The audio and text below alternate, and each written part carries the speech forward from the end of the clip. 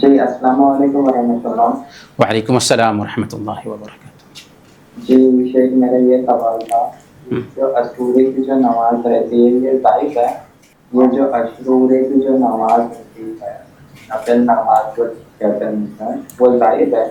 عاشوراء کے دن کوئی بھی نماز نہیں ہے، یا محرم کے مہینے میں پورے مہینے میں بھی خصوصی کوئی نماز اللہ کے نبی صلی اللہ علیہ وسلم سے ثابت نہیں ہے، صحابہ کرام سے، اسلاف سے کوئی بھی نماز ثابت نہیں ہے۔ ہاں روزہ رکھنا چاہیے، نماز الگ سے اضافی نماز ثابت نہیں ہے۔ ہاں چونکہ عظمت رکھنے والے دن ہیں، اہمیت رکھنے والے دن ہیں، تو زیادہ سے زیادہ نفلی نمازیں ہم یوں بھی پڑھ سکتے ہیں، لیکن خاص اہتمام سے کوئی نماز عاشوراء میں یا پورے محرم میں الگ سے ثابت نہیں ہے۔ جی، اور ایک میرا دوسرا سوال یہ تھا کہ جو میرے پھپھا ہیں وہ ایک تعزیہ جاری کرتے ہیں، تو وہ کہہ رہے تھے کہ ہمیں نے روکا کہ یہ سب نہیں کرنا چاہیے، یہ غلط چیز ہے۔ تو میں بتایا کہ اگر ہم یہ نہیں کرتے ہیں تو ہمیں مطلب خون کی الٹیاں ہونے لگ جاتی ہیں، تو ایسا کیا ہوتا ہے؟ ہم نے یہ بھی پوچھا تھا ہم سے۔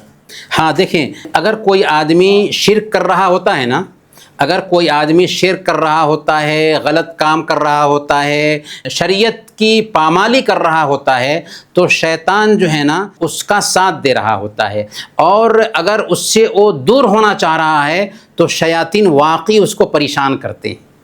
ایسا ہوتا ہے، اگر اس نے بولا ہے تو صحیح بولا ہے کہ خون کی بوٹی نظر آئے گی یا اس طرح کی کوئی چیز نظر آئے گی، پر اللہ فرماتا ہے ان کید الشیطان کان ضعیفا، شیطان کی سازش جو ہے نا بہت کمزور ہوتی ہے۔ اگر وہ طے کر لے کہ مجھے رب کی شریعت پہ عمل کرنا ہے، شیطان کو نظر انداز کرنا ہے، شیطانی لاز پہ عمل نہیں کرنا ہے، تو شیطان کا جو یہ حربہ ہے نا کمزور پڑ جائے گا اور کچھ بھی اس کا نقصان نہیں ہوگا۔